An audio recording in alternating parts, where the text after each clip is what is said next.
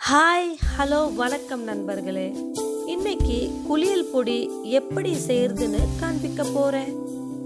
இப்போ நீங்க பார்த்துட்டு இருக்கிறது பேரு பச்சை பயிறு, கடலை பருப்பு, சம்பிங்கி விதை, ஆலி விதை சேர்த்திருக்கேன். ஆவாரம் பூவும் சேர்த்திருக்கேன். இது மேனிய பளபளன்னு நிறமாக வச்சு. ஆரஞ்சு தோல், கோரை கிழங்கு, வசம்பு சேர்த்திருக்கேன்.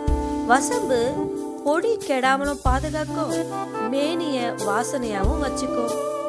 இது பூலாங்கிழங்கு, ஆங்கிலத்துல ஒயிட் டர்மரிக்னு சொல்லுவாங்க. இதோட பேரு கஸ்தூரி மஞ்சள். இது கிருமி நாசினியாகவும் இருக்கும், பளபளப்பும் தரும். இது விராலி மஞ்சள். இது தோல் மிருதுவாகவும் பளபளன்னு இருக்கும். மகிழம்பூ மேனிக்கு இயற்கையான நறுமணத்தை தரும். இது செம்பருத்தி பூ. இது மிருதுவாக இருக்கும், பளபளப்பை தரும். இது மஞ்சிஸ்டா. இது மேனியை சிவப்பாக மாற்றக்கூடிய வலிமை இதுக்கு இருக்கு. இதோட வெட்டி வேர் சேர்த்திருக்கேன், ரோஜா இதழ் சேர்த்திருக்கேன், வேப்ப இலை, மறிக்கொழுந்து சேர்த்திருக்கேன், துளசி சேர்த்திருக்கேன், குப்பை மேனி சேர்த்திருக்கேன். ஆனா இந்த வீடியோல காட்டல. உங்களுக்கு தேவை இந்த பொடி.